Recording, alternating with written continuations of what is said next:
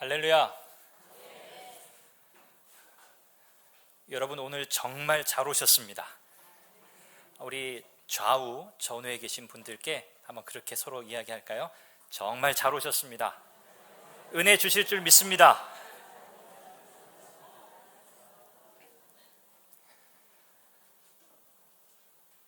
믿음으로 결단하시고 또 한 주간 그 믿음 안에서 열심히 은혜에 의지하여 버티시고 오늘 이 귀한 은혜의 자리, 하나님을 경험하는 자리에 오신 모든 분들 정말 너무너무 잘하셨습니다. 오늘 이 저녁에 하나님께서 우리 가운데 역사하실 줄로 믿습니다. 같이 함께 하나님 말씀 같이 보지요. 구약성경 스가랴서 2장 1절에서 5절 말씀입니다. 구약성경 스가랴서 2장 1절에서 5절 교독하고 마지막 5절은 함께 읽겠습니다. 내가 또 눈을 들어본즉 한 사람이 측량줄을 그의 손에 잡았기로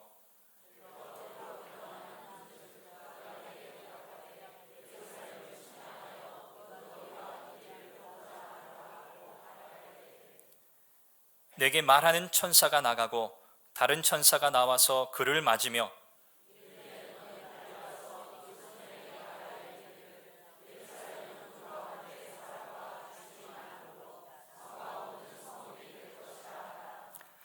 여호와의 말씀에 내가 불로 둘러싼 성곽이 되며 그 가운데서 영광이 되리라. 아멘. 빗장 도시라는 말이 있습니다. 이 표현은 한 10수년 전에 제가 찾아보니까 2004년에 나온 신조어더라고요. 참 오래된 말인데요. 이 단어의 이 표현의 의미는 다른 사람들이 자기들이 살고 있는 이 지역, 영역에 들어오지 못하도록 사회적인 수준이라든지 경제적인 수준, 여러 가지 또 학력이라고 하는 이런 기준들을 가지고 자기들만의 영역을 만들어 놓은 그런 사람들의 이 도시를 빗대어서 표현한 말이라고 할 수 있습니다. 요즘 우리가 사는 이 시대에는 참 이 소통의 수단이 굉장히 많이 발달했죠. 정말 우리의 상상을 초월할 만큼 대단한 기술의 발전이 있습니다. 그런데 이렇게 소통의 수단은 정말 많이 발전했는데 실제로는 참 소통이 부재한 시대에 우리가 살고 있다, 그런 생각을 하게 돼요. 이웃 사촌이라는 말이 이제는 참 무색하죠. 옆집에 사는 분이 누구인지도 잘 모르고요, 또 별로 알고 싶어 하지도 않는 그런 분위기 속에서 우리는 살아가고 있습니다. 사람들마다 마음속에 철옹성 같은 큰 성을 쌓고 사는 것 같아요. 그래서 좀 마음을 열고 다가가려고 하면 오히려 경계태세를 취하고요, 좀 소통하고 싶어서 조금 다가가려고 하면 닫혀져 있는 문을 더 굳게 닫아버리는 그런 시대 속에서 우리는 살아가고 있습니다. 저마다 자신의 능력을 믿고요, 자신의 경험을 믿고 자신의 지혜와 지식을 의지하면서 살아가는 세상, 그렇게 하면 좀 더 잘 살게 되리라, 그렇게 하면 내 인생이 좀 더 행복해지리라 라고 하는 기대 속에서 사람들은 저마다 그렇게 살아가고 있습니다. 그런데 가만히 들여다보면 참 이기적이기도 하고 개인적인 그런 삶을 사는 사람들, 행복을 추구하는 그런 사람들의 모습을 들여다보면 그들이 기대하는 것만큼 그렇게 행복하지 않더라는 것이죠. 자기가 만든 틀에 갇혀서 사는 그 모양새를 보면 참 안타까움을 금할 길이 없습니다. 최근에 방영된 스카이 캐슬이라고 하는 드라마가 세간에 큰 화제가 되었죠. 아마 이 드라마에서 다루고 있는 그 주제가 이 시대의 한 단면을 드러내주지 않나, 그런 생각을 해봅니다. 학력이라고 하는 우상, 학력이라고 하는 높은 성벽을 쌓아놓고 그것으로 자신의 삶을 잘 치장하면 행복하리라 여기는 그런 시대, 우리 시대의 참 아픈 단면을 드러내준다고 생각을 합니다. 제가 아직 이 지역 주변 지리를 잘 몰라서 시간이 나면 이렇게 차로도 다니지만 이렇게 걸어서 주변을 돌아다니곤 했습니다. 교회 주변을 이렇게 돌아다니다 보니까 재미있는 것을 제가 하나 발견했어요. 건물들이요, 무슨 프라자 이런 붙어 있더라고요. 이름이 붙어 있더라고요. 제가 낮에 나가서 찍어 왔는데요. 밀레니엄 프라자, 또 무슨 잘 안 보이네요. 프라자. 여러분, 그 맨 가에 건물 전체를 이렇게 찍은 사진을 보시면 이 프라자라고 하는 그 단어의 의미를 조금 우리가 더 잘 이해하게 돼요. 이 프라자라고 하는 이 단어는 광장, 그런 뜻이죠. 광장. 그래서 열려 있는 장소, 사방으로 문이 없고요, 다 사방으로 뚫려 있는 장소, 그것을 가리키는 표현이 이 프라자라고 하는 이 표현입니다. 이 프라자라고 하는 이 단어는요, 오늘 우리가 함께 읽은 이 본문 말씀에 그대로 나오는 단어입니다. 그리고 오늘 말씀을 이해하는 핵심이 되는 단어이기 때문에 제가 잠깐 여러분에게 소개해 드렸어요. 우리 본문 말씀을 통해서 한번 확인해 보도록 하겠는데요, 4절 말씀을 우리 한번 같이 읽어보겠습니다. 4절입니다. 시작. 이르되 너는 달려가서 그 소년에게 말하여 이르기를 예루살렘은 그 가운데 사람과 가축이 많으므로 성곽 없는 성읍이 될 것이라 하라. 여기에 성곽 없는 성읍이라고 된 이 표현이 바로 히브리 단어의 프라자라는 단어입니다. 그냥 발음도 똑같아요. 프라자. 히브리 말로 읽을 때도 프라자입니다. 이 말씀은요, 하나님께서 예루살렘, 유다 백성들이 하나님의 은총으로 말미암아 포로 귀환 후에 회복되고 번영하게 될 것이라는 그 약속의 메시지를 주는 그 문맥 속에 있는 말씀입니다. 오늘 이 본문의 핵심 내용은 이렇습니다. 하나님의 백성들, 하나님의 자녀들에게는 세상 사람들이 내 안전 지키려고 내 평화를 보장받기 위해서 겹겹이 쌓아놓는 그런 성곽, 성벽이 필요하지 않다는 겁니다. 그러면 어떻게 보호를 받을 수 있나요? 하나님께서 친히 자기 백성의 성곽이 되어주신다는 사실입니다. 오늘 제가 여러분에게 나눌 이 말씀의 요지가 바로 이 내용입니다. 왜 이스라엘 백성들, 유다 백성들에게는 이런 성곽, 그들을 보호해 줄 만한 보호장치가 필요 없는가? 여기에 대한 질문을 오늘 본문 말씀을 통해서 살펴보고 하나님 앞에 기도하며 나아가기를 원합니다. 본문의 상황을 잠깐 소개하면 이렇습니다. 유다 백성들을 포로로 잡아간 이 바벨론이 주전 539년대에 이 고레스 왕, 여러분이 잘 아시는 이 페르시아의 왕이죠. 이 고레스 왕이 이끄는 페르시아에게 멸망을 당하게 돼요. 그리고 그 이듬해 주전 538년에는 바벨론에 끌려와서 포로 생활하면서 억류해 있던 많은 다른 민족들, 유다 백성들뿐만 아니라요, 다른 이방 민족들, 그 민족들에게 본국으로 돌아가라. 그리고 너희 조상들이 섬기던 그 신들을 너희 고향에 가서 섬겨라. 자유를 주겠다라는 고레스 칙령을 발하게 됩니다.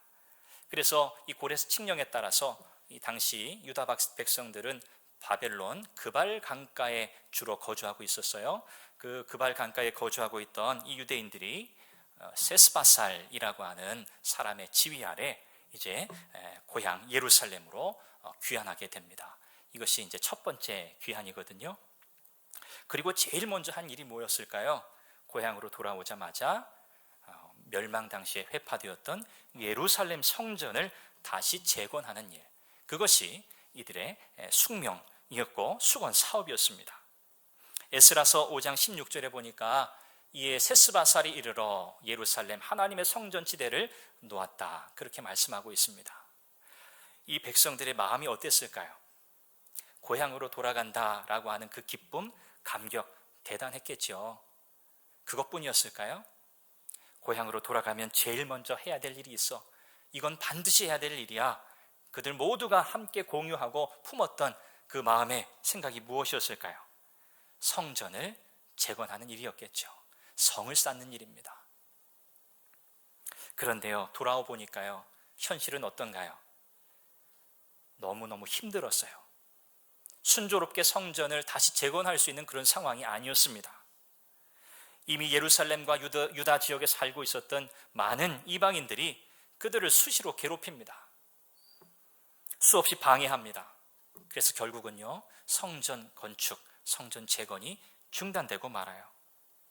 바로 이때 스가랴 선지자는 고향으로 돌아올 때 부푼 기대감을 가지고 성전을 재건하리라는 그 꿈을 가지고 돌아왔던 이 백성들이 낙담하고 실망하여 있는 이때에 하나님의 말씀으로 그들을 위로하기 시작합니다. 그 위로의 말씀이 이 스가랴서에는 8개의 환상으로 메시지가 주어지는데, 오늘 본문은 그 환상 중에 3번째 메시지입니다. 예루살렘을 측량하는 환상이에요. 본문 1절에 보면 한 사람이 손에 측량줄을 잡고 있습니다. 손에 측량줄을 들고 있다는 것은 성전 재건이 임박했다고 하는 상징적인 의미예요. 측량줄을 든 사람이 이제 예루살렘을 향하여 측량하기 위해서 떠납니다. 그러자 선지자와 함께 있던 천사가요, 나가고 다른 천사가 들어와서 저 측량줄을 들고 떠나는 사람을 향해 가서 이렇게 말하라고 이야기합니다. 그것이 본문 4절 말씀이에요. 우리 4절을 한 번 더 보지요. 너는 달려가서 그 소년에게 이렇게 말해라. 어떻게 해요? 예루살렘은 그 가운데 사람과 가축이 많으므로 성곽 없는 성읍이 될 것이라 하라. 이렇게 말하라는 거죠. 이게 무슨 말일까요?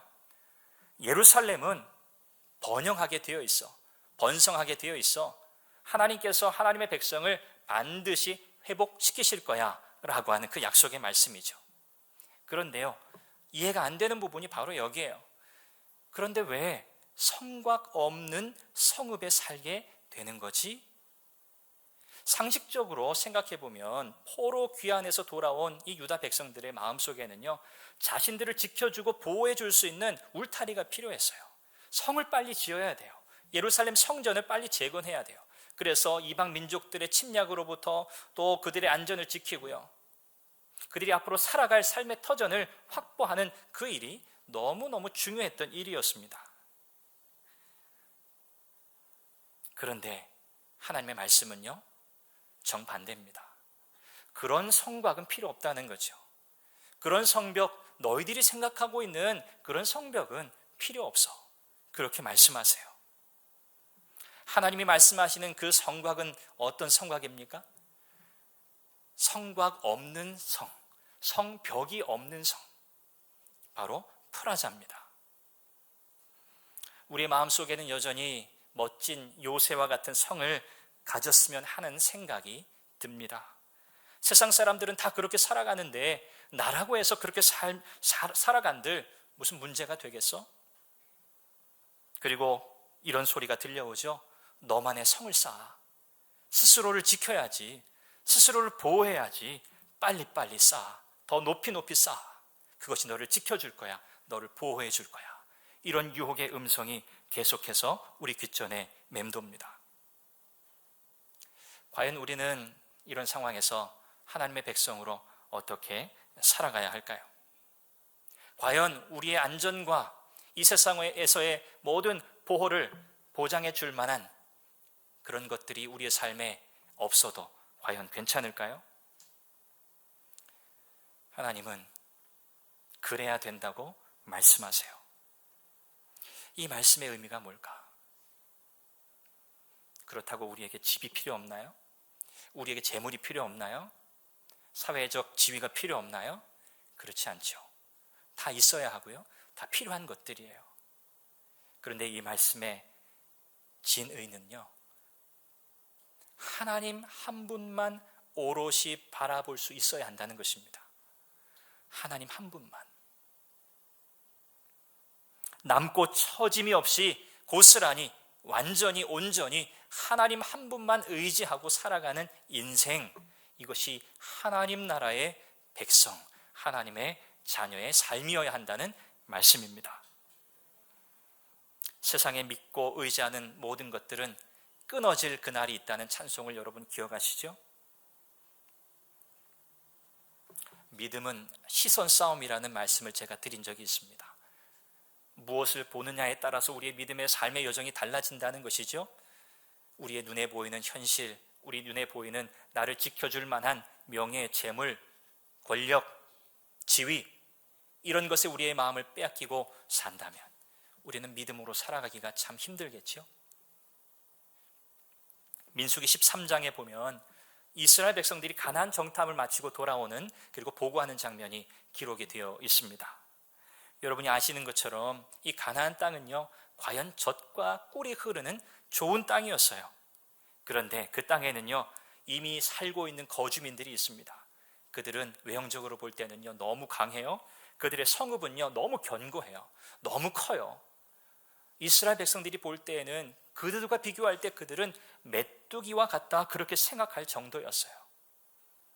그런데 그 땅을 보고 돌아온 갈렙은 뭐라고 보고하죠? 그 땅을 충분히 정복할 수 있습니다. 그런데요, 나머지 사람들은요, 그 땅을 악평하죠. 그러면서 민수기 13장 32절부터 33절에 이렇게 말씀하고 있어요. 이스라엘 자손 앞에서 그 정탐한 땅을 악평하여 이렇게 말합니다. 우리가 두루 다니면서 정탐한 그 땅은 그 거주민을 삼키는 땅이고, 그 모든 백성은 신장이 장대한 자들이며, 거기서 네피림 후손, 아낙 자손, 거인들을 보았습니다. 거기에 비하면 우리는 스스로를 볼 때 메뚜기와 같아요. 그들이 볼 때도 우리는 그렇게 하찮은 존재일 거예요 라고 낙심하며 낙담하며 그 땅을 악평합니다. 여러분, 믿음은 시선의 싸움이라고 말씀드렸죠. 지금 하나님이 약속하신 가나안 땅 눈앞에 두고 있어요. 하나님이 그 땅을 주시겠다고 약속하셨어요. 그런데 이 정탐꾼들의 대다수의 눈은 지금 무엇을 향하고 있습니까? 그들의 눈에 보여지는 현실, 큰 성읍, 욕망으로 가득 채워진 그 가나안 성읍, 그 땅에 거하고 있는 거인과 같은, 용사와 같은 그 장대한 사람들, 위축이 되는 거죠. 두려운 거죠. 우리가 과연 저 땅을 차지할 수 있을까? 그들의 눈에 하나님은 보이지 않았던 거예요. 가나안 땅의 현실만이 보였던 거죠. 여러분, 이스라엘 백성들이 광야 40년의 여정을 지나면서요, 그들을 지켜줄 만한 성벽이 그들에게 있었습니까? 물리적인 성벽이 그들에게는 없었습니다. 그런데 하나님이 그들을 어떻게 지키셨죠? 구름 기둥으로, 불 기둥으로, 밤낮으로 그들을 지키셨어요. 그들의 발이 부르트지 않았다고 말씀하고요, 그들의 의복, 옷이 헤어지지 않았다고 말씀해요. 여러분, 이보다 더 큰 위로와 보호하심이 어디 있을까요? 스스로를 보호하고 지키기 위해서 자기 자신만의 높은 성을 쌓을 필요가 없는 까닭이 바로 여기에 있습니다. 하나님은 이스라엘 백성들에게 이렇게 결론적으로 말씀하세요. 스가랴 2장 5절입니다. 우리 같이 함께 한 목소리로 읽어보죠. 시작. 여호와의 말씀에 내가 불로 둘러싼 성곽이 되며 그 가운데서 영광이 되리라. 아멘. 여러분, 이것이 하나님의 약속입니다. 이 약속의 내용이 무엇이죠? 하나님이 친히 자기 백성을 둘러싸시는 무엇이 되어주시겠다고요? 불성곽이 되어주시겠다. 내가 너를 불로 둘러싼 성곽이 되어주겠다. 이 불이라고 하는 것은 성경에 많은 경우 심판의 이미지로 사용되지만 여기는 하나님의 사랑의 이미지로 사용되는 것이에요. 하나님이 하나님의 백성을 사랑하셔서 그들을 둘러싸 주시겠다는 거죠. 외부의 어떤 해로부터도 그들을 지키시겠다는 하나님의 약속이죠. 그들을 온전히 완벽하게 보호해 주시겠다는 하나님의 약속이 바로 이 말씀 가운데 담겨져 있습니다. 하나님께서 반드시 그렇게 하시겠다는 거예요. 그럼에도 불구하고 우리의 마음속에 반신반의 하는 마음이 들 수 있습니다. 정말 그럴까? 정말 그렇게 살 수 있을까? 여러분, 우리가 하나님의 놀라운 기적을 경험하지 못하는 까닭이 바로 여기에 있습니다. 과연 그럴까? 과연 그럴까라니요. 하나님이 약속하셨잖아요. 하나님이 그렇게 하시겠다고 약속하신 것은 어떻게 하시죠? 반드시 그대로 이루시는 분인 줄 믿습니다. 하나님께서 저와 여러분의 인생의 삶에 성벽이 되어주신대요. 성곽이 되어주신대요. 세상에 어떤 의지할 그 대상이 우리를 지켜줄 수 없습니다. 돈도 명예도 권력도 지위도 우리를 안전히 지킬 수 없어요. 하나님께서 말씀하세요. 너희들은 그런 거 의지해서 살 인생이 아니야. 너희는 내 백성이야. 나의 자녀야. 내가 너희를 지켜줄 거야. 너희의 시선을 내게 고정해. 나를 바라보거라. 내 마음을 나에게 주거라. 하나님께서 오늘 그렇게 말씀하시는 줄로 믿습니다. 물리적인 성곽이 그래서 우리에게는 소용이 없습니다. 하나님만을 우리의 유일한 피난처로 삼는 저와 여러분들 될 수 있기를 간절히 바랍니다. 하나님이 우리의 유일한 요새가 되심을 믿고 믿음의 길을 감사하면서 감격해하면서 한 걸음 한 걸음 꾸준히 걸어가는 하나님의 백성들, 저와 여러분들이 다 되시기를 주님의 이름으로 축원합니다.